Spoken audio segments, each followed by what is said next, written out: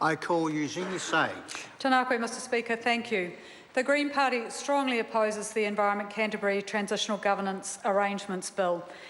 I've called it an abominable bill in the past, and nothing that I have heard in either the committee stages or the second reading has convinced me that it is otherwise. And I expected in this third reading debate that we would be hearing some justification from national members and ministers as to why 6 years after the national government removed regional democracy in Canterbury, we had to see that half-pie model that they're proposing with appointed commissioners continue for another 3 years. But what we've heard again is a whole lot of misinformation about where the Regional Council was at in 2010. And having been on that council, would like to correct some of that. There was a natural resources regional plan which had been proposed and notified and was being used by the Regional Council. In 2010, the Canterbury Regional Council was receiving more applications for water consents than every other regional council in New Zealand put together. There was no national policy statement on fresh water to provide any guidance for the council. Christchurch had the worst air quality in New Zealand, so the council had focused in previous years on developing an air plan in order to clean up the city's air and reduce the number of premature deaths from respiratory illnesses. So there are a lot of major resource management challenges in the region. Government was doing very little, if anything, to assist in providing guidance there. Last Saturday, 6 years on from the loss of regional democracy, people gathered, a small group, in Cathedral Square to remember that loss of democracy. We put wreaths on a cairn that thousands of Canterbury citizens had come together to build on a very cold day in 2010 using stones from rivers throughout the region. That cairn stands today and won't be dismantled until we get regional democracy back and until there has been a substantial improvement in water management in the region. The Green Party stands alongside everybody in Canterbury who wants an elected regional council back to better provide for the management not just of water but of the coast, of air, regional transport, pests and biodiversity. Because, Mr Speaker, there were over 1,000 submissions on this bill, only 15 of those submissions supported this half-pie model that the government is imposing on the region. And those interests who supported it were rural councils, irrigation interests and federated farmers. And it's those interests who went to the ministers in 2010 and demanded a change in ECAN, because it was an elected council with councillors who wanted improved water management that had strengthened the flow regime for the Waimakariri River. Graham Sutton, one of the directors of Waimakariri Irrigation, went and complained to the minister. We had rural councils that didn't want a regional council calling them to account on their sewage discharges in Hamner, their water takes in other areas, that was actually trying to enforce the RMA.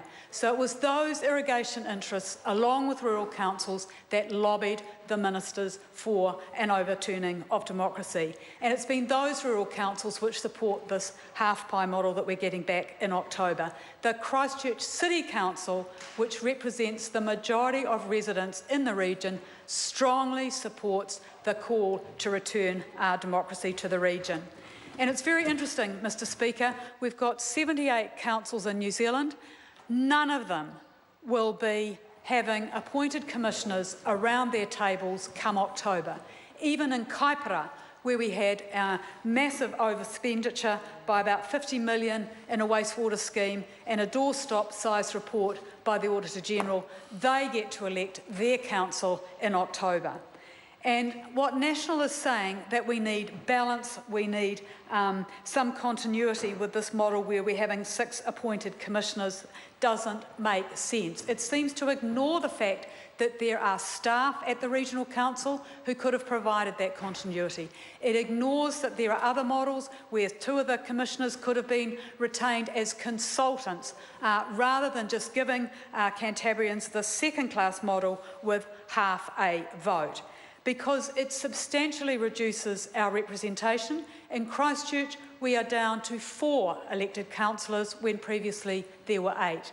And each one of those councillors in Christchurch will have to represent 90,000 voters. In South Canterbury, the elected councillor there will only represent around 60,000 voters. So to me, this is gerrymandering when a vote in South Canterbury is worth much more than one in Christchurch. It's giving the rural sector much more influence. And that is what this bill is all about, is actually giving government influence on Environment Canterbury to ensure that its agenda of promoting more irrigation, very loose controls on land use, allowing irrigators to capture a community resource to generate private profits. That's why the government wants to continue to appoint 6 commissioners at that council table. And what we've seen under the commissioners is promotion of irrigation. We have seen the chair of the commissioners writing to the Selwyn District Council, encouraging that council to give an $8 million loan to Central Plains Water to enable it to go ahead with stage 2 of its scheme. Citizens want an independent, objective regulator in Environment Canterbury, not one that is promoting more irrigation and more intensification. We have seen under the commissioners a decline in the proportion of rivers in Canterbury which are suitable for swimming, from 74% in 2010 now down to 64%. We have seen nitrate levels set in the new regional plan which are several times higher than those which trigger algal blooms in our rivers. We are not seeing the improved water management that the Minister claimed he was appointing commissioners to put in place. And why, 6 years later, if these commissioners have done the good job that ministers claim, have they not finished developing zone plans for everywhere in Canterbury? That is because water management is challenging. And we believe in the Green Party that elected councillors would do a much better job in representing the view of citizens throughout the country, that we need much more controls on land use. We need to focus on cleaning up our rivers, not allowing them to be further burdened with more faeces, with more nitrates from more agricultural intensification, not to be burdened with locking farmers into a high input, high cost, high debt intensive farming model that these big irrigation schemes like Central Plains promote. People in Canterbury want our water back. We want our vote back. That will only be achieved by returning to a fully elected council, not this half-pie model which the government is implementing through this bill.